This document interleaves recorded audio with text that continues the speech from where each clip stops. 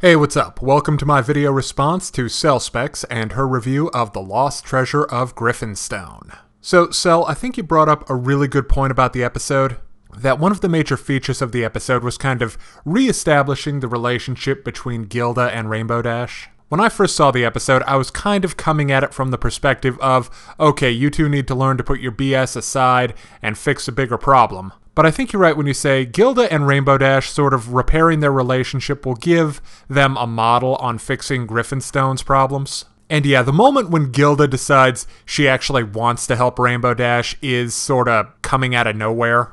But I do like how they did it with that nice flashback to Cloudsdale and seeing the good times that Gilda and Dash had together.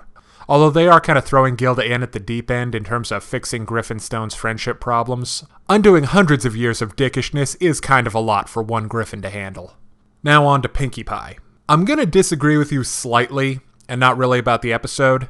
I feel like Pinkie is one of the most consistently written of the main six. She's always hyper and energetic. She's a character who basically has no filter and says whatever's on her mind the minute it pops into it. And she just generally doesn't have great impulse control. That's just kind of what she is and what she does, and I never see her really straying from that too much. She's not necessarily always helpful to her friends, but she's got good intentions. But to be fair, that moment with the rope was really dumb. Pinkie should have known better.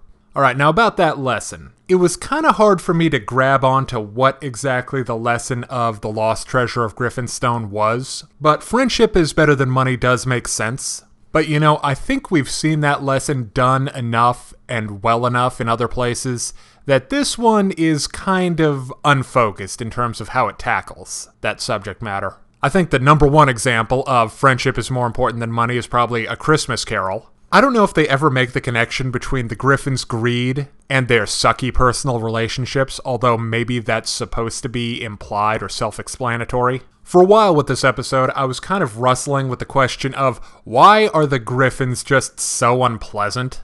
Which I think is one of the biggest failings of the episode. But you do raise a very clever answer to that question. There's basically a brain drain, or friendship drain in this case, going on in Griffonstone where everyone who's cool just kind of leaves. I mean, that's what Gilda was planning on doing. I mean, in other sci-fi fantasy stuff, we see greedy races, like the dwarves from Lord of the Rings or the Ferengi from Star Trek. But both of those other races have sort of stuff to balance out the fact that they're greedy. Like dwarves are strong and loyal, and Ferengi are just really clever. They kind of brought up the fact that Griffins are very noble, but again, we don't really see that in practice in the episode. So yeah, definitely kind of a mixed bag. Now, if you're interested in more reviews or MLP analysis videos, go check out Cellspex here on YouTube. And if you're interested in more reviews of anime, movies, TV shows, comic books, and video games, check out my channel on YouTube at StupidPrivate913.